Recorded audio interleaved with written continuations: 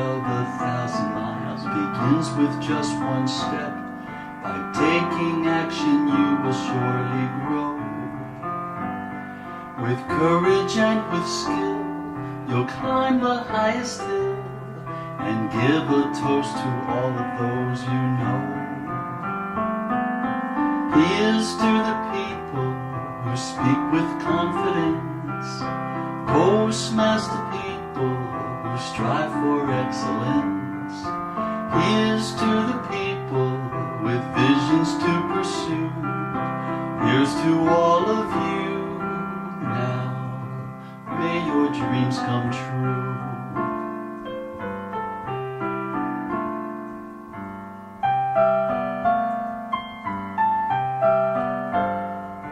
Today you may discover that success is hard to find when self-esteem and confidence are low. Yet there's a place that's near to conquer doubt and fear and give a toast to all the folks you know.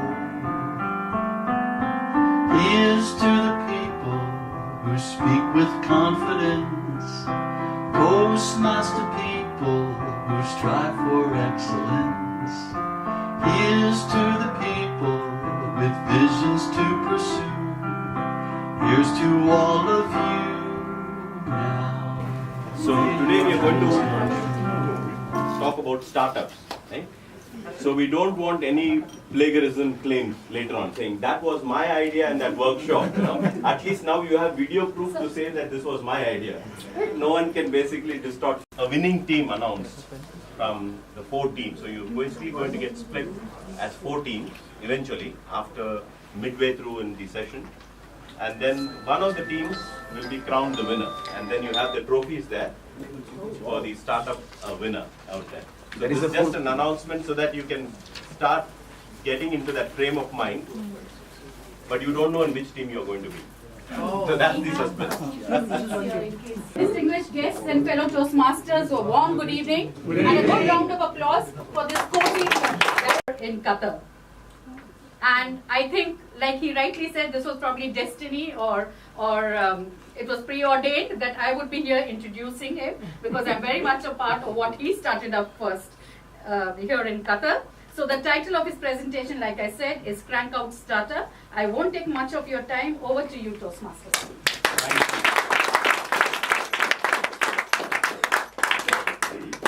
As I always say, there's one thing, and I'm in love with these lovely introductions. Last time it was Frida, and this time it's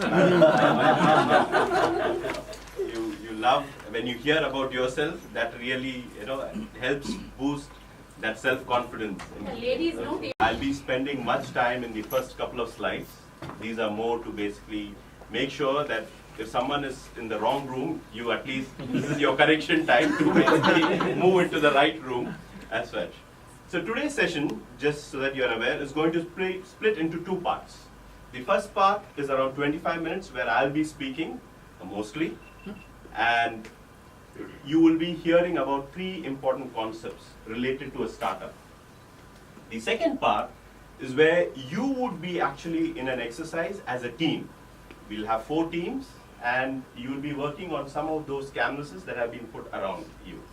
And you will be generating, or you'll be coming up with a startup idea, and we will be helping you formulate that startup idea into a business model canvas so that if you decide, you can go out of the room and start toying around with this idea and start pitching it to whomever you want to pitch it to. Right? Great. So 2 parts. So time is of the essence. We are trying to crunch in quite a lot of things within the 60 minutes. So we'll have to try and keep tab of time. And Madam Toastmaster Manjri is going to help us with that. So she has this timing cards where she's going to use that on me and make sure that we are on track. Good. So why are we here today? To learn about startup. Simple. To know how to take an idea and bring it to reality.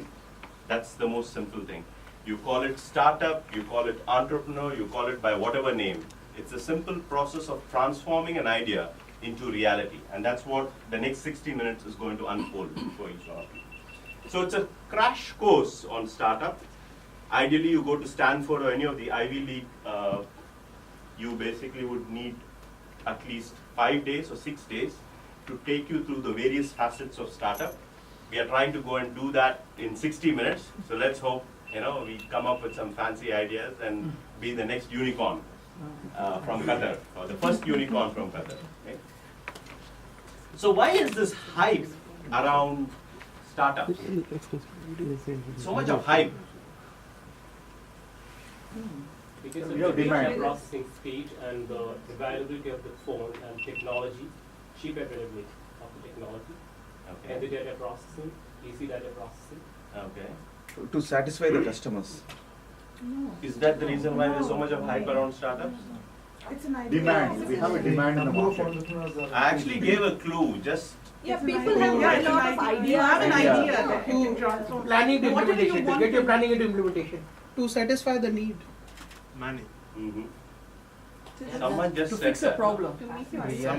Many people have been making money Convenience, and recently. basically these startups are trying to No, startups are help us to get Let's that talk national dollars. convenience. Money. Money. Let's come to the point. All these things are great. These are the companies which became a unicorn in less than a year. So these companies just could create 1 billion in valuation in less than a year. Which companies like whether it's Walmart or Ford or KFC would have taken 2-3 decades to basically create that level of valuation and with level of investment. These guys, as a startup, very minimal investment, 5 or 6 people at the most will come together, and that's the power of startups. And I think that's one of the fundamental reasons. Of course, all the other aspects are more at a higher level of thinking. The fundamental thing which across the world everyone understands is dollars, and that's the reason why there's a huge rat race for people to come with ideas. Because one idea can change the world, and that's one idea which basically can shoot you into that unicorn club. Right? So, 1 billion, 1 year. That's typically the target of a lot of guys. Not that I'm asking you to use that as a target, but that's where the hype is created around it. So the digital age, and now I'm going to talk about aspects, empowers you and me to solve problems through insights from data.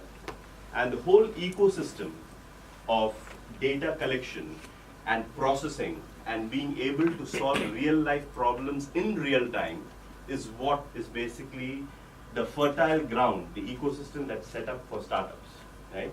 And that's the reason why you have a lot of startups, especially in the last 10 years, ever since the proliferation of technology, both the mobile computing as well as cloud computing is helping them further accelerate these things. Right? We are not going to talk anything technical today. It's purely going to be around these concepts of idea to reality. Right? So there are 3 concepts that we are going to cover in the next, hopefully, 20 minutes. Idea. Some might have ideas. What if you don't have an idea?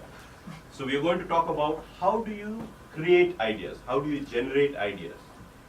There are certain processes, there are certain methodologies that you can follow to come up with an idea. And we'll have a framework around that, and that's something that you can take as a tool book. Next is, what is this lean startup methodology? And you'll basically now see the difference as we go into that. How different is it from how we do our traditional startups? So I'll take some examples of my startups and how I did that from a traditional way, and how I also ventured into one of the startups from a lean startup model. So that methodology is just to help you understand how the whole process of a startup is fast-tracked into weeks, which otherwise used to take months or years for something to come up. Then these lovely canvases that have been stuck around the room, called the business model canvas, is a tool which you will use out of this methodology to put your ideas into some framework which will tell you who should you be targeting, what will be your value proposition, what are the key activities that you should be doing to deliver that value proposition. The whole working of the company is basically fit into this business model canvas. A very powerful tool, and once you start using it, you will realize how you can toy around with your different ideas and then test your hypothesis. Whether your idea will really work or fail, you can actually test it on the paper itself. And by asking those questions, you will know whether this is a good idea. Because all of us come up with a lot of ideas, right? And this is a good model to stress test those ideas, and you would see that. And then, as I said, we are going to test it. And how are we going to test it? We are going to split into 4 teams, and each team is going to race against each other to see who comes up with a startup idea and who is able to populate these blank business model canvases with those lovely post-its that you have on your table, and we'll explain to you how it is. Now the good thing is you're not alone in this. We have volunteers here in the room, and I have my colleagues, Rajesh, Karthik, and Jitu, who will be assigned to each team, and they'll be working with you to help you come up with the population of the business model canvas. So they'll guide you. So that 30 minutes is actually your Q&A time, your discussion time, your working time to basically populate the stuff here. So so the Toastmasters, of course, given the protocol, they said, no, you need to have a Q&A session. I said, I am having a Q&A session. No, it should be for 15 minutes. No, I'm having for 30 minutes. So don't worry about that. So the 30 minutes, I'll be walking around as well, and you can ask me questions and we can clarify so that we can come up with who will be the winner of those lovely trophies. Great. So, how many people have ideas already? Okay, that's good. So I don't think I'll really have to jumble up the team. But then I think there's a greenfield team here. They're going to start with new ideas here. The other 3 teams have some idea. Where do you think you can start with an idea? One of the most powerful things to ask in this world is this question of why. Why is something happening the way it's happening? Why do buses have wheels? Why do you need to go to work every day in the morning? Why? That's a very powerful question which can actually help you start generating a lot of ideas. Ask why. Ask what if. What if there is another way of doing what we are doing? That's another way of generating ideas. Ask why not. Is this happening this way? So these are some of those questions that you can apply on any day aspects of your life to basically look at. And we have certain case studies, simple case studies, case study of Uber and case study of Airbnb, which I'll show you a 2-minute video which explains how they came into existence by just asking these kind of questions and saying, why is this happening? Why not? Something can be fixed. The other way of doing it is identifying a problem or a pain that's there. Right? And that's a good segue into this. The reason why these 2 guys came into existence is because of a personal pain that the founders experienced. Because they experienced that pain, they experienced that problem, they said there should be a better way of solving this. There should be a better way of resolving this issue. And that's another methodology of generating an idea. Right? Look at inefficiencies. Right? You go and stand in a queue. You wonder, why should we be even queuing up? Right? So one of the things that I can actually give as an example, which I don't think we have communicated that very well. If you take the Orido app, it actually gives you the crowd is in which outlet, how much crowd is there, before you even can start out from home. So you know the queuing position. Right? Rather than you have to go and queue up somewhere, you might want to drive to some other place which has a lesser queue. And moving forward, we are going to completely digitize so that you don't even have to come to a retail outlet. So that everything can be delivered digitally. So those are inefficiencies that we are basically trying to solve in the system. So that's another way of coming up with a startup. Right? Then, things like the business model and disruptive technologies, speaking about cloud, speaking about mobile, speaking about a lot of consumer technologies that are there, which are disrupting the whole space of the big boys of technology. Technology no longer is just in the realms of the big blue chip companies. It is into your hands, and it's been democratized to an extent where you can achieve disruptive technology. So these are the various methodologies or the means through which you can come up with an idea. Again, I'm just throwing the whole mosaic there, and you can pick and choose which one you want to choose. You will also choose a combination of aspects. You choose a problem statement, and then you ask, what if that problem can be solved like this? And then you couple that with some disruptive technology that's available there, then you might be able to come up with a solution. Okay? So that's how you come up with an idea. Okay? Next, let's understand how did these guys get cracking at it. I'm sure all of you or most of you might be having the Uber app, right? Yeah. Uber is a worldwide transportation company. It allows its users to press a button on their app and a taxi cab will turn up for them. The story of Uber is coming up.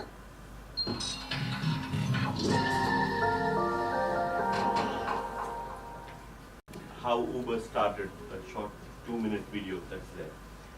I have something on Netflix and also on Airbnb, but because of time, I'm not going to use that. But if we have time, later on, we'll be able to watch these videos together.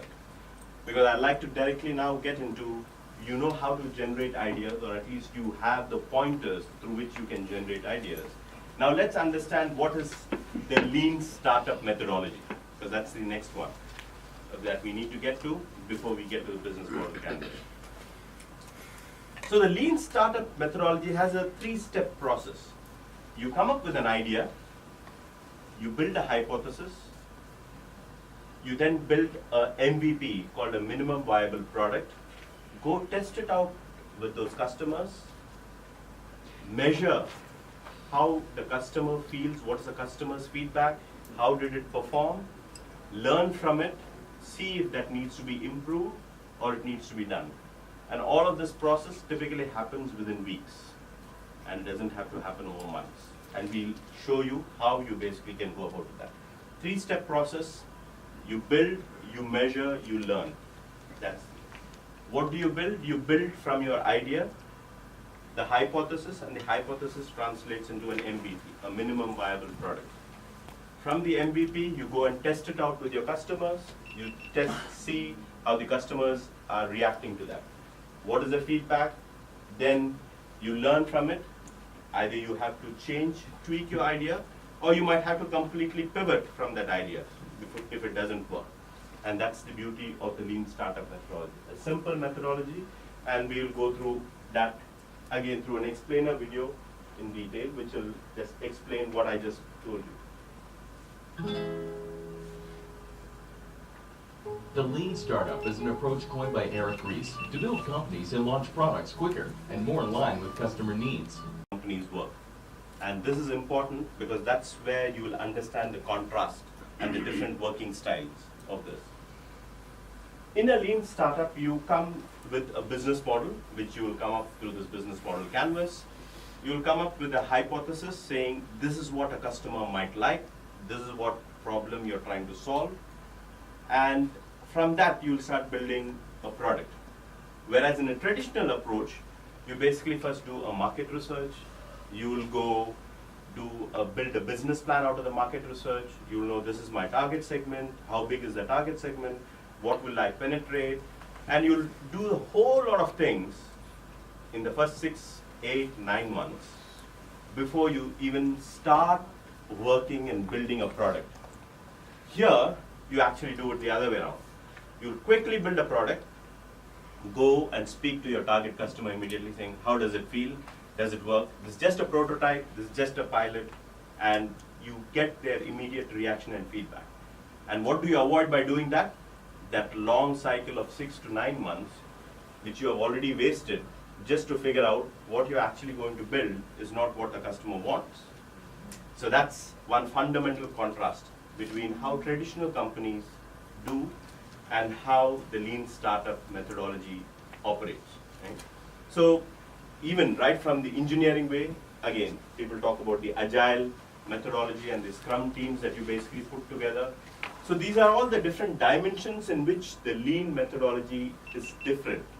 Another aspect in lean methodology, most of these founders, most of these startups don't really worry about revenue, which again is a fundamentally different aspect from a traditional setup. Traditional setup, the first thing they say, how much do I need to invest? What is going to be my returns? What is going to be my cash flow? When most of these guys come up with the startups, they don't worry about those last two boxes, cost and revenue. All that they worry about is what problem am I solving and how many people will benefit out of the problem that I solve. Later on, we'll figure out how to make money out of this. That's the whole thought process around it, which is very different from how a traditional company does it. Another key aspect, in a lean startup methodology, failing is fancy. You fail, that means you're learning one way of not doing it. In a traditional way, that will cost you your job. It's as simple. That's the fundamental difference. You fail, you basically will be said, you burned so much of money, you put so much of company resources to waste, blah, blah, blah, blah, blah, blah, you're shown the door. In a lean startup, fantastic, we failed, let's change the hypothesis. What is not working, let's change it around and let's do that. So failure is appreciated. They say fail fast. Don't take too long to fail. That's the whole methodology there. So that's how different the lean startup is from the traditional setup. So we get into the business model canvas, and that's where we are now going to get into splitting yours into teams. But before that, I'll explain what the business model canvas is. Right? So you have 9 blocks in a business model canvas. We'll start from the central piece, which is called the VP, which is the value proposition. So value proposition is what is it that you're going to offer your customer. Right?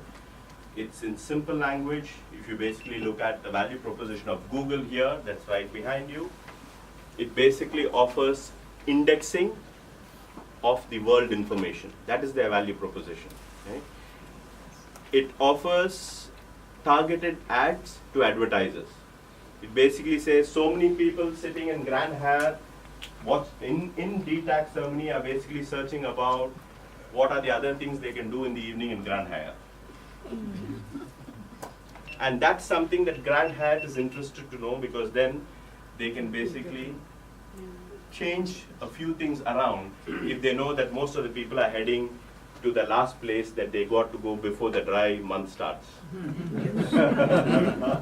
That's how Google is basically helping Grand Hyatt change quickly to what the people want to do. That's Google's value proposition to what it's offering. So on my left is the customer side, on my right is what it takes to basically give what the customer wants. So you have the customer segments. CS stands for customer segments. CR is what relationship will I have with the customer, and how am I going to speak to the customer, customer channel. Customer segment, customer relationship, and customer channel. How is this value proposition going to go to the customer? How is the customer going to consume what I'm going to deliver to the customer? Again, in the case of Google, it is the customer channel is a digital channel. It's all digital. There's no retail. Now, if you basically look at Uber, the channel is the Uber app. That's how they do it. Customer relationship is an interesting thing. How is the company, or how is your startup going to have that relationship with the customer? In case of Uber and in case of Airbnb and quite a few other Quora, they have a rating system. So that's how they basically maintain that relationship, that reward mechanism. Facebook, it's the likes, right? So that's how you and the company have a relationship, where the company knows, are you a disciplined user or are you a rogue user? Because again, in startups, there are different validation methodologies to basically keep the rogue elements out of the platform, right? So that's the customer relationship angle of it. Now, as I said, the left side is about what you are going to give the customer and how you are going to give it. The right side is about what key activities do you need to undertake to give that value proposition. What are the key resources that you would need to deliver that value proposition, and who are the key partners that you need to have to deliver that value proposition. So this is more of the production side, and this is more of the consumption side, right? So think of it like that, splitting the blocks that way. So to produce this, how much is it going to cost? By consuming this, how much revenue am I going to get? So that's the cost and the revenue side. So it's a simple canvas which basically helps plot all dimensions of a business on to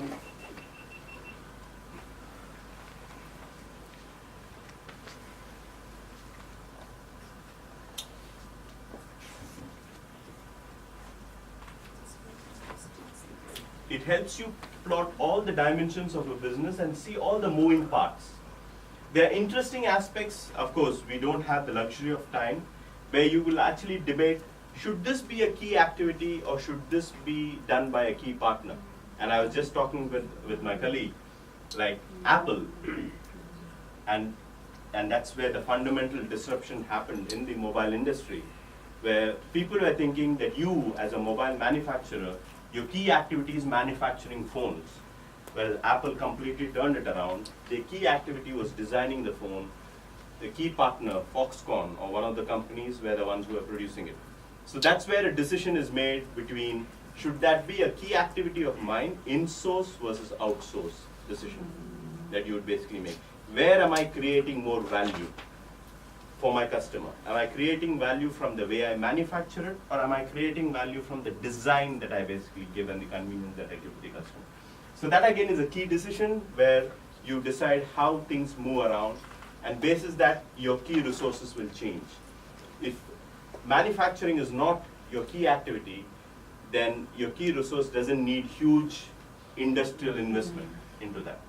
So that's why I said all the moving parts of a business are kind of plotted on this business model canvas to help you play around. And how are you going to do that? You're going to use post-its, and you're going to write on the post-it, and that's how you're going to stick into those blocks. So you have 4 different colors. Of course, you can use one set of colors here, one set of colors here, and another set of colors here. So typically you would need at least 3 or 4 set of colors, the post-its that are there on the table. You write who your target segment is, what will be your key activity, what will be your value proposition, and then do that.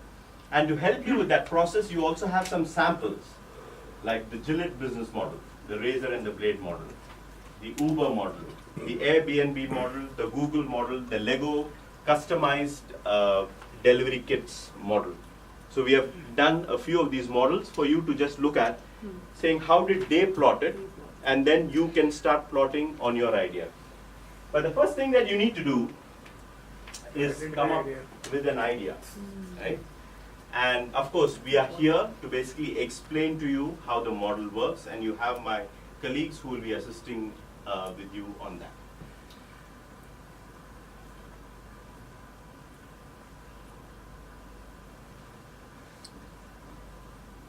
So, how are we going to split as teams? So what I would do is,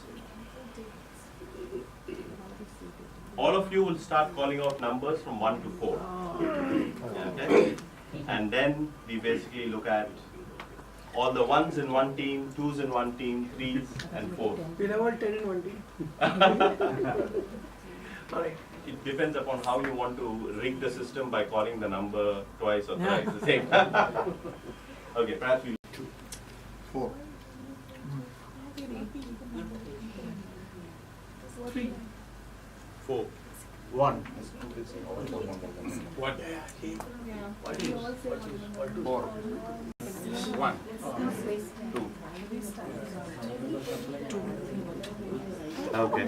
What are you doing? We just the last. This idea, but actually, primarily, I think there will be a lot of overhead costs because we have to get it from the other market, so the cost will be high. But actually, as you mentioned, the startups ideas, they are not looking at the cost factor right now. Maybe we can go. Exactly. Because I just go to one concert, if I know one client, I go there, I just contact for the developer, mobile application, all I have to do is I have this concept where I will connect with clients. You only enjoy you give me correct vegetables and fresh vegetables. And every time they cannot give me fresh vegetables because the rate of receipt from the other countries will increase. My life cycle will be 1 or 2 years. And even we get dry fruits and restaurants will be, anyway restaurants will good and bad ways and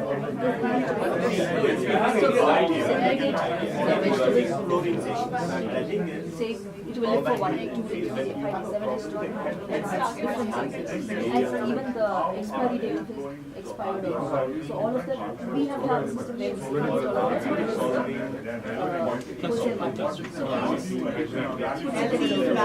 And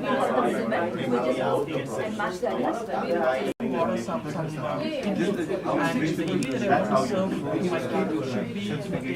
I'm not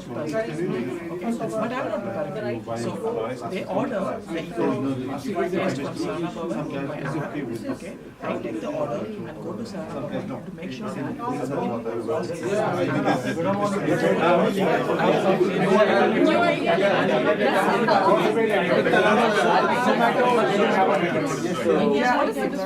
What is the problem with them?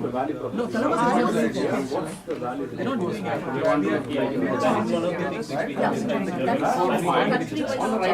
For example, That is all to be otherwise I have no see India will why do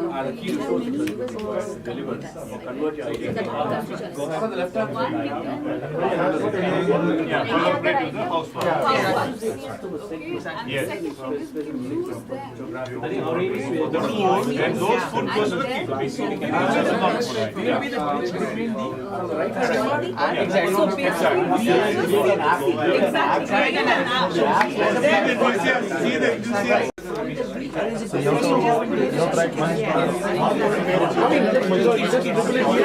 Keep posting it. And if you change the idea, you can the idea of idea, value proposition, and the customer segmentation. For that, what is the resources required? You are going 1 month vacation, he is going 1 month vacation, he is going. You have to plan. In 3 months, you will not require in a year. Out of 12 months, only 9 months you are going to use the vegetables. And for that, we have to. I would strongly suggest first you go to the value proposition. What value are you adding with your idea? What's the value proposition? Basically, the value we are adding is a connect for avoiding customers with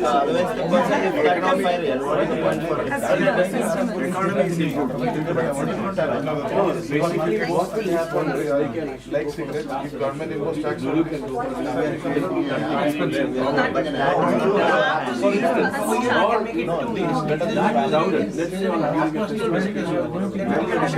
This is a value, it's not removing the employee from your work.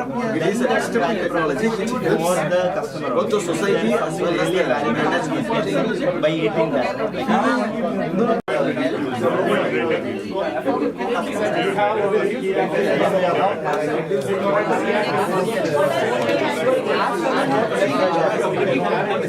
On the next one.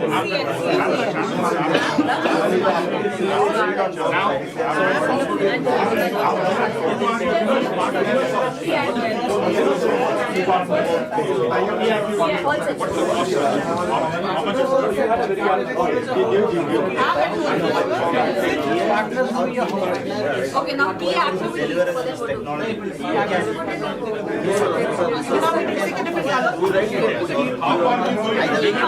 The value proposition. Yes. That is last one. Now resources. Resources. How would you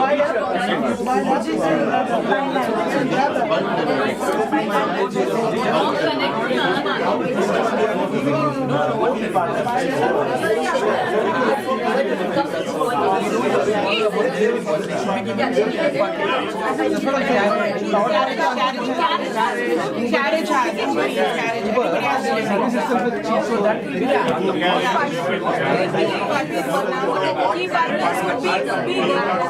key partners would be the housewife.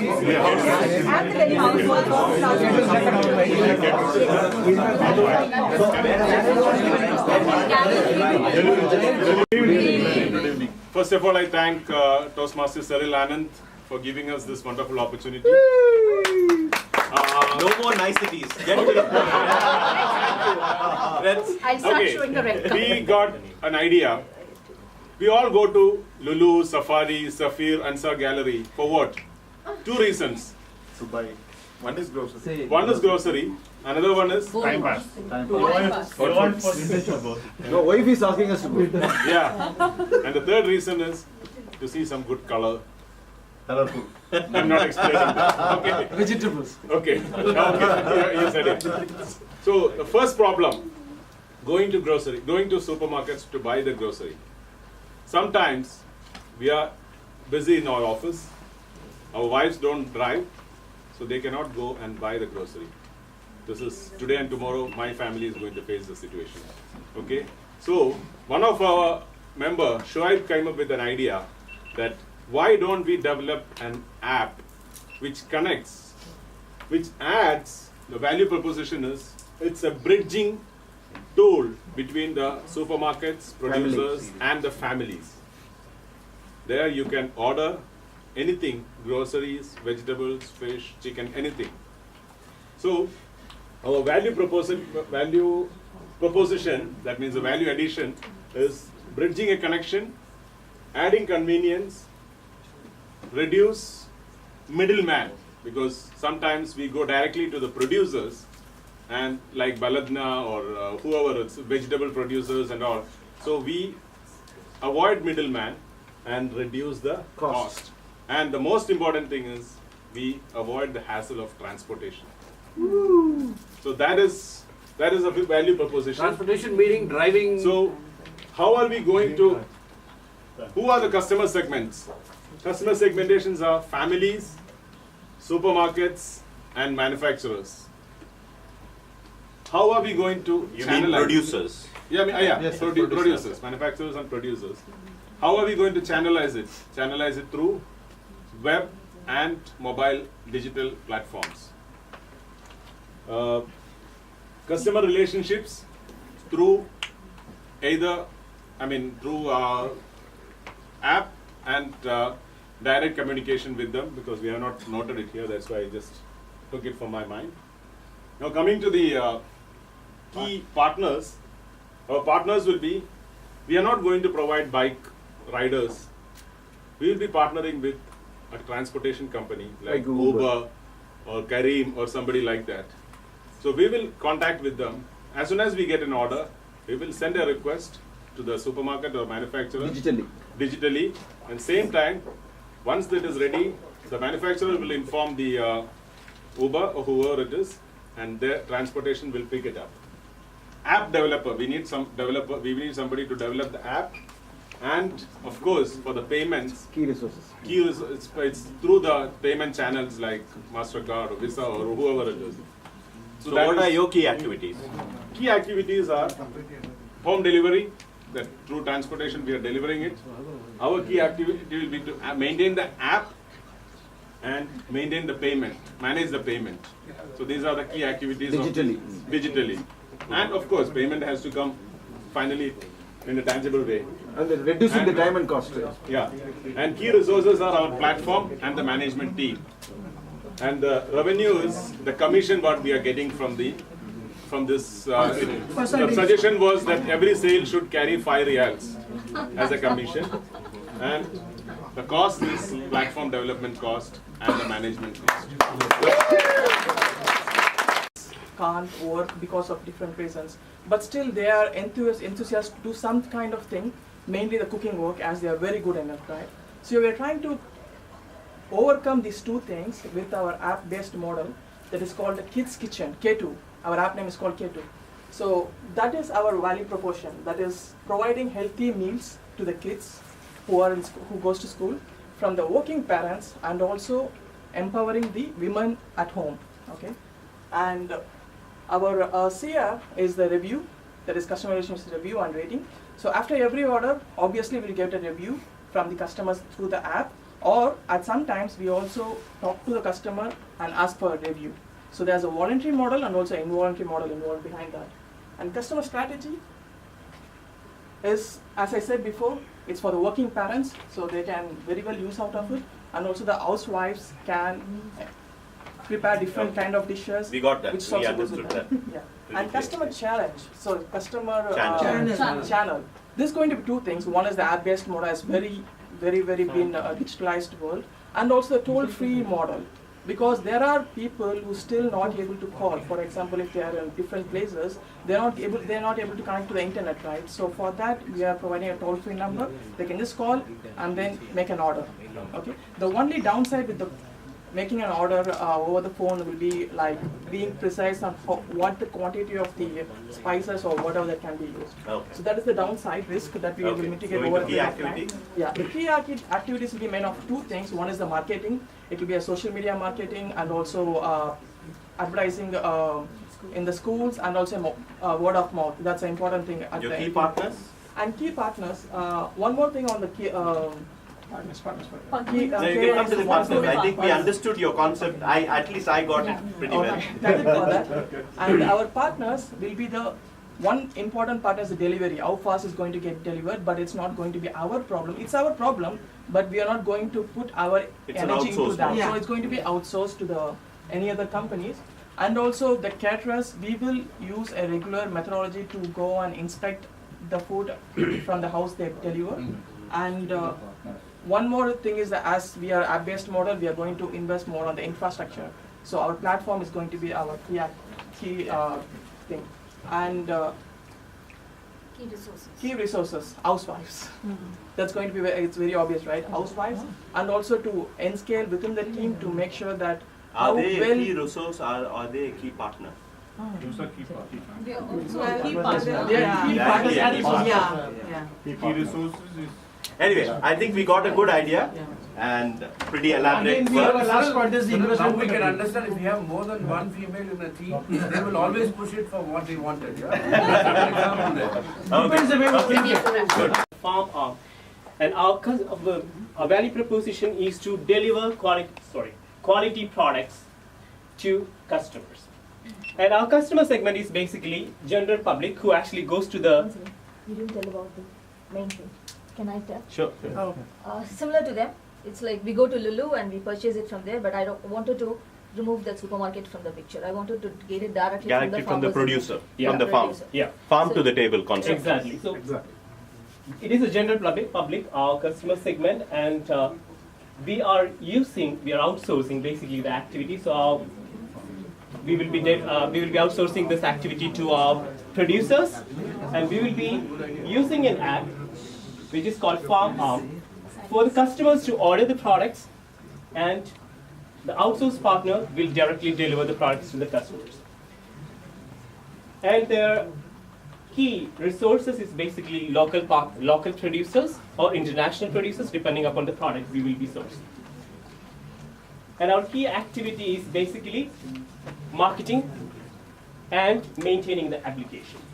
And one more value proposition is the prices will not fluctuate. Prices will not fluctuate much. That's your value proposition. Okay.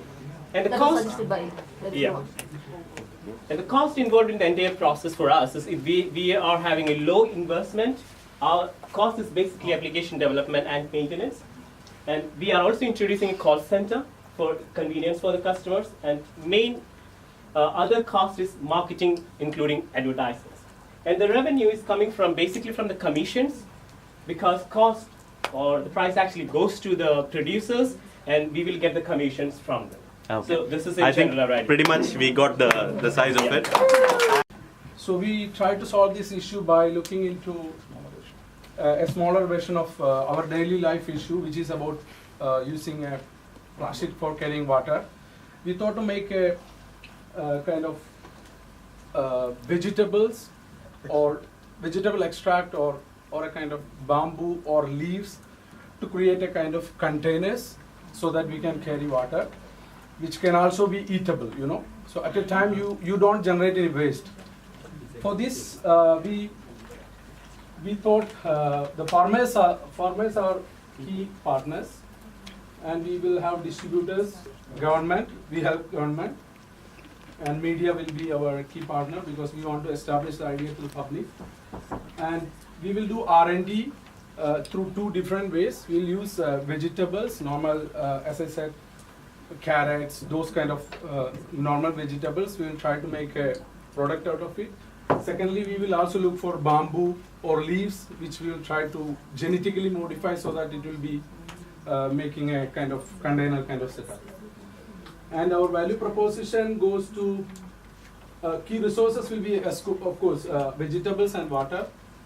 And the value proposition goes to avoid toxicity, sustainability, and save environment, and reduce logistics, etc. And we will look for customer relationship through retail outlets so that it will be easily accessible. Of course, the channels are distribution channels, online and offline. And all population will be our customers. And we need cost, which is processing plant, and cost of raw materials, maybe some part to the R&D. And finally, the rate will be per bottle, which we'll try to reduce in such a way that the current market holds the product actually. Okay, great. Breakthrough idea, and they have also thought it through. Not that the other ideas are bad or anything of that sort. The idea of what this team and the other team were basically trying to do, in every other startup session, incubation session that I've had, and before coming to this session, this was a bet that I had from someone. He said, you are going to get this idea once again. And actually not one, I got two teams proposing the same thing. Very similar. This is one problem that people have been identifying locally. And there are quite a few startups who are already doing this, by the way. Quite a few guys who are already doing this. And we are working with them to try and help them out in certain aspects as Orido, not as Cyril as an individual. So this is not really a novelty. It's a very obvious thing. But the key aspect in this is how you design your proposition. Right?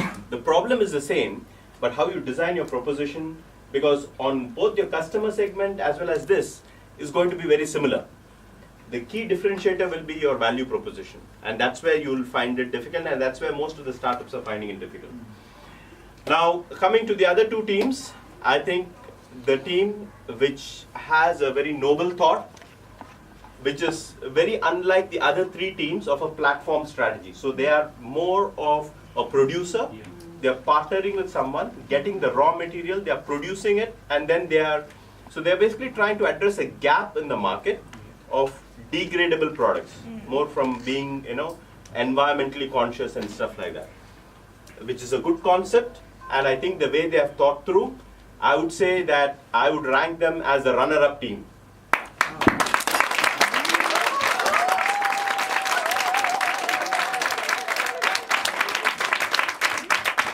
So I'll invite the team over.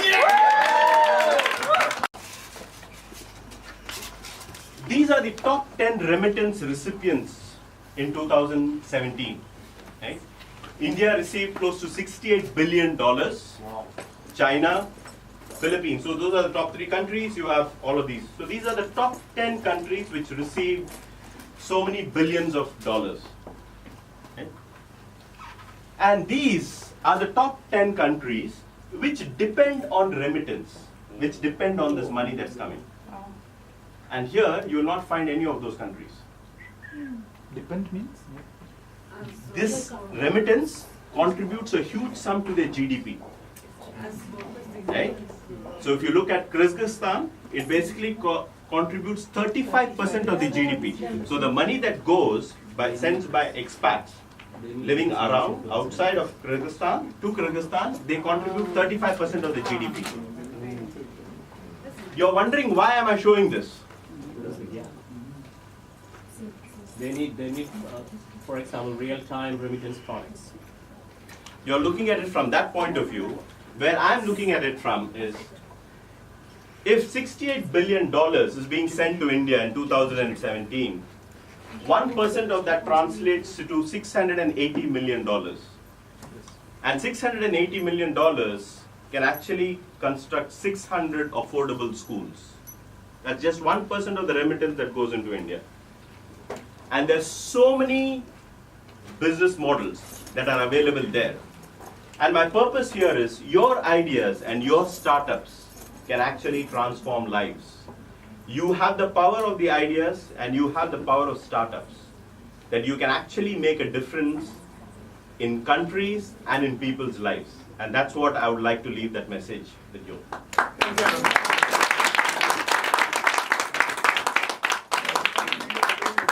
So I'll just conclude. We are just absolutely simply, we have to race into the room again for the district council meeting, some of us over here. So absolutely no words to express. Would any one of you like to say something? Nisha, would you like to? Thank you so much, Cyril, for this, all these, models and how to generate ideas and all those things. Thank you so much. Yeah. No, thank you again for impacting us in a very short period of time. I think that's your specialty, because you just talk for a very short time, but whatever you say is very impactful in that short period of time. And I can say I'm not from the corporate world or from a business house or whatever. I'm a thoroughbred educationist for the last 35 years, but it has impacted me, and I've learned a lot of good terms and key terms and terminology which I'm going to show off in front of my son. in Singapore. So One thing is for sure, after this training, if you ask anybody, how was the journey, you'll only get one answer. Hi, sir! Definitely. So thank you so much. Thank you, ma'am. It's not an individual's effort. I was supported by a team. So I have Jeetu, Rajesh, Karthik, as well as Shyam. For their wonderful support, and thank you for actually making this the hottest selling training today. It got sold out within an hour and a half. I was trying to see. I went during the lunch break to count how many had registered. They said we closed at 41 because we know there's no room. So there were many who went back disappointed. So you were the lucky ones, and thank you for the privilege that you've given us. Thank you very much.